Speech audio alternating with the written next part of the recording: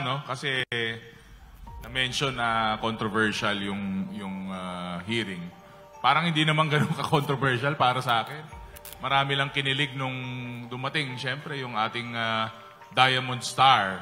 Pero nung pinasinungalingan naman niya yung mga kung ano-anong binabato, kabilang na rin sa kanya.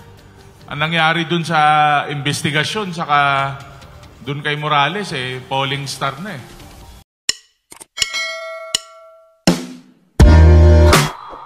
No? Kasi na-mention na controversial yung hearing. Parang hindi naman ganun ka-controversial para sa akin. Marami lang kinilig nung dumating, siyempre, yung ating Diamond Star. Pero nung pinasinungalingan naman niya yung mga kung ano-anong binabato, kabilang na rin sa kanya. Ang nangyari dun sa investigasyon, saka dun kay Morales, polling star na eh.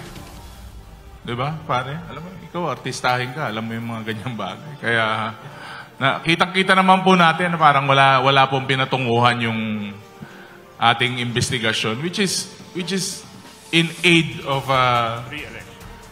legislation. Diba? Hindi ko po makita yung relevance ng investigasyon. Thank you. Dadagdag ko lang, no? I think si Senator Bato is a friend of mine. In fact, many of us is actually a friend of Senator Bato. And being a policeman, he is a former PNP chief. Alam ho niya yung rules of evidence, no?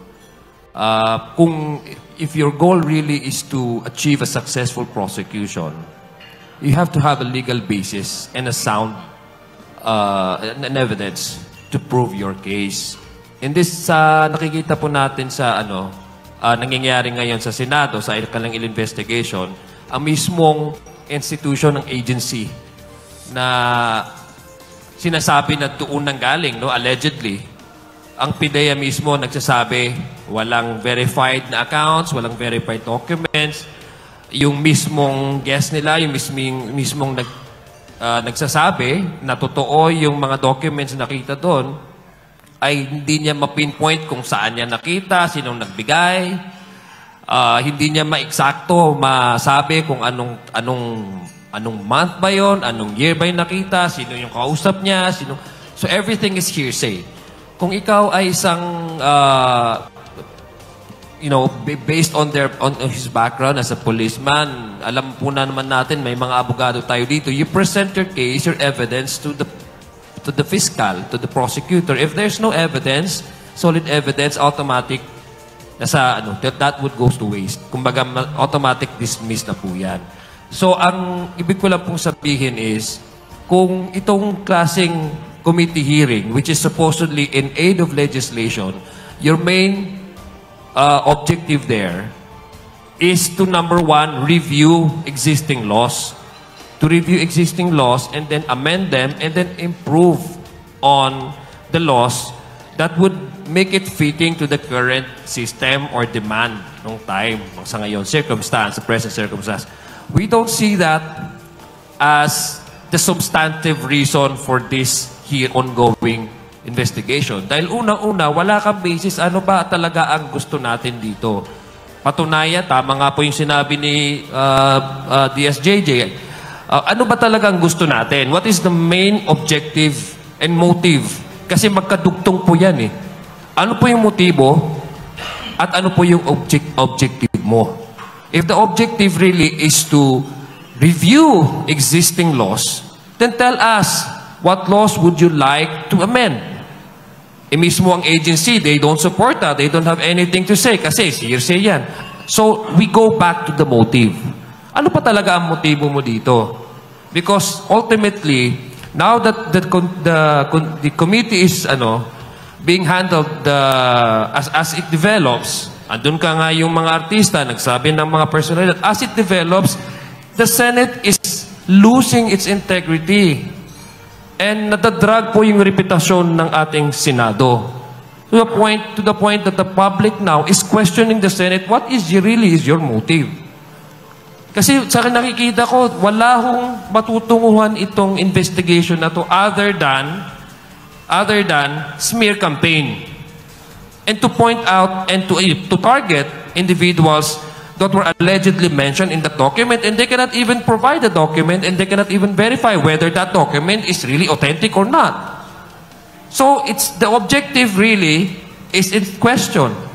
Because the motive, to me personally, the motive is not to enlighten the public, not to revisit any existing laws and improve them, but a smear campaign, which is completely a farce kung nakikita po natin as it develops. It is a political motivated targeting this administration's downfall. At hindi po mangyayari yan. Sabihin ko na po sa inyo, the public is now asking, and the committee hearing is in question, and I hope that the Senate will really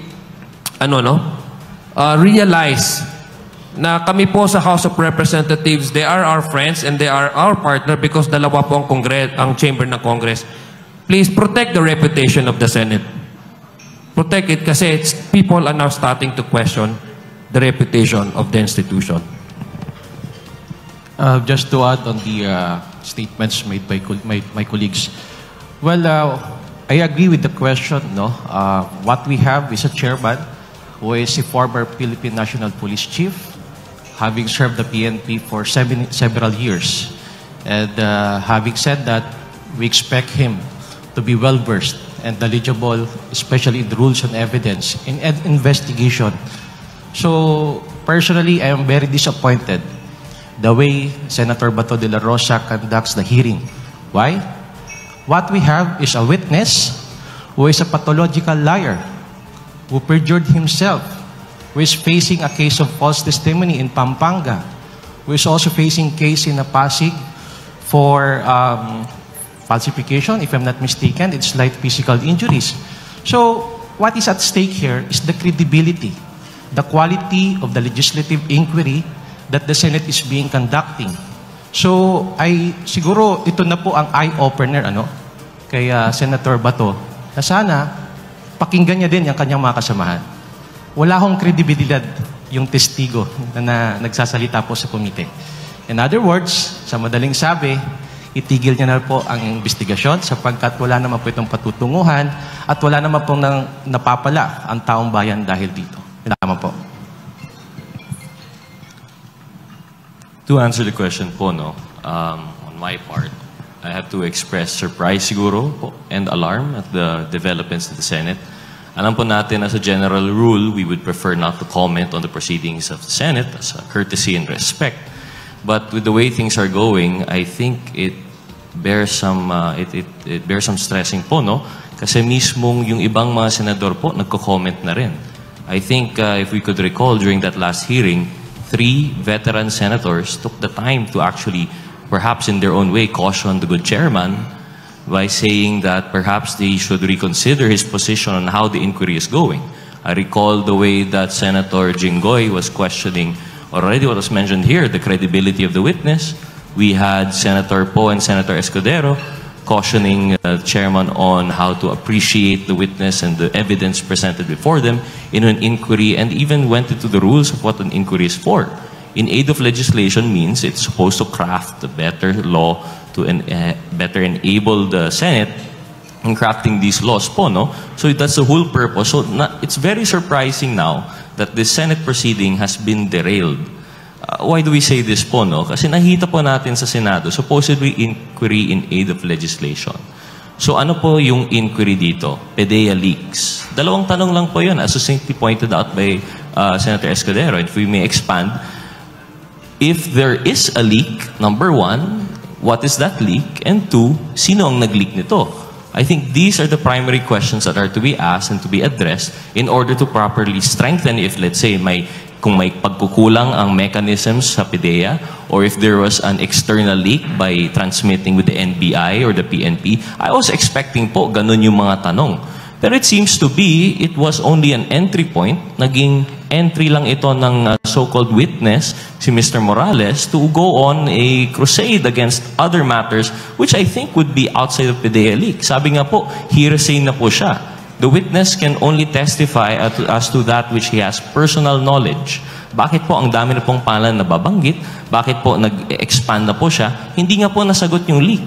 And now I have to express my dismay to answer the original question po, no? Given the background of the good senator, bakit po ganito yung kanilang process? Because supposedly, as Chief PNP, he would be in a better position amongst other people to understand and appreciate evidence presented before him. Number one, what is leaked? Kung tingnan po natin for the legal parlance, parang pre-trial po yung nangyari. We're talking about the authentication of the document. Pero kahit doon, in light of the testimony of the resource person from PIDEA, a sitting official, a sitting employee of PIDEA, currently employed, who was already saying that they do not have document, mas pinaniwalaan pa po ni Chairman Bato yung witness, who, again, there were many questions about the credibility, mas pinili niya po yun. What happened po to the regularity of duty? There were even conspiracy theories as to nawala po ito from PIDEA o binunot. And number two, not talking anymore, in addition to that, sa authenticity po, no? The mere document itself, hindi pa po nasagot fully kung talagang authentic yung document that was leaked online. Ang basehan po nito ay puncher holes at Xerox markings. Ako po, tanungin niyo po, if I have to fabricate that, that's very easy. Gawa lang ako ng document, i-Xerox ko, tapos i-puncher hole ko rin. Would that be a basis for it being authentic? Yun po yung tanong ko. Personally po, as a lawyer, while watching the hearings, nakakadismaya po. Bakit po yung authenticity ng document ay hindi left? That's the point of having resource persons po, no? Sila po dapat ang mag-authenticate ng document. Pero ang nangyari po dito, si Chairman Bato yung nagsabi, I swear on, alam niyo po, sinasabi niya na he was swearing it on his experience na authentic po ito. So it really is very alarming to have this kind of inquiry wherein it is the chairman who is bearing testimony, perhaps. It is the chairman who is authenticating documents. So, and again, as I mentioned, especially in light of what the veteran senators were cautioning him about, nakakadismaya at very alarming nga po yung nangyayari doon. And so we're very much, we are monitoring the proceedings in the Senate with abundant caution po. Thank you very much. Thank you, Elson. May we hear the next question from Delon Porcalio of Philippine Star. Related sir sa PIDEA ulit. Do you think, hearing from you kanina, do you think this bolsters kung ano yung claim ni Senator Trillanes na talagang may ouster plan? Yung PIDEA leaks, Senate probe, dahil ang tinatarget ka mo, Presidente. Does it bolster Senator Trillanes' claims of an ouster plan? Well, I think what is happening right now with after the unilateral agreement entered into by our country, no, with China, President Marcos, with U.S. President Biden and the President of Japan, I think there's a concerted effort, really. Kasi kung if you look at it, the development after the trilateral agreement, there's no way for you but to think that maybe there is something deeper beyond what we are seeing, what's happening in the committee hearing in the Senate, and simultaneously the peace rallies that they also hold and conduct I think each month in Maisog rally. So you connect the dots, no? You don't need Senator Trillanes telling us all this. You just have to connect the dots. The pronouncement of those personalities closely associated with them. I mean, everything has, kumbaga kung jigsaw puzzle, everything is coming into place. And the picture now is very clear. It becomes clearer and clearer each day that they attack the administration. So probably yes. Personally, if you take my opinion on it, yes, there's a big effort, to destabilize this administration. But definitely, that would fail. Because I think the Filipino people, the public, really has trusted this president. I think he has the first president who has garnered more than 31 million votes. And the trust rating of the presidents is relatively high. And the economy is doing well. The President has identified programs which benefited not only Metro Manila, but even all over the country. You have the Bagong Pilipinas Servicio Fair. He went to Luzon, all the way down to the south in Tawi-Tawi. You know, the farthest province in the Philippines is Tawi-Tawi. But he will go there. He visited areas in Mindanao, trying to bring government services closer to the people. But because that has been his promise, his campaign slogan when he started running as president. And now he keeps that promise intact. And we feel how he really, brings government services closer to the people. And as a result, the people trust him.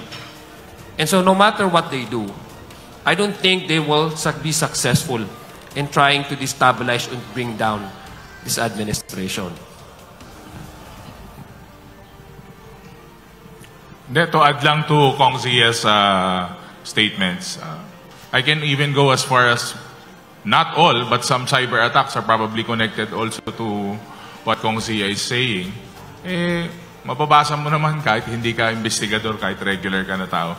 But as far as the investigations or the press conference of Senator Trillanes, well, abangan natin kung sino yung mga pangalan or yung mga na-mention at mga ilalabas pa niya. Siguro kailangan din nating hintayin yun kasi hindi naman natin alam kung saan pa nanggagaling yung ginagawa niya na investigations niya. But yun lang, siguro konting respeto naman sa gobyerno, saka konting respeto sa ating presidente na he has the mandate of the number of 31 million. So he's working really hard. So I don't see why people are out to get him, pero isa lang nakikita kong rason. They're hungry for power. That's why they're doing this.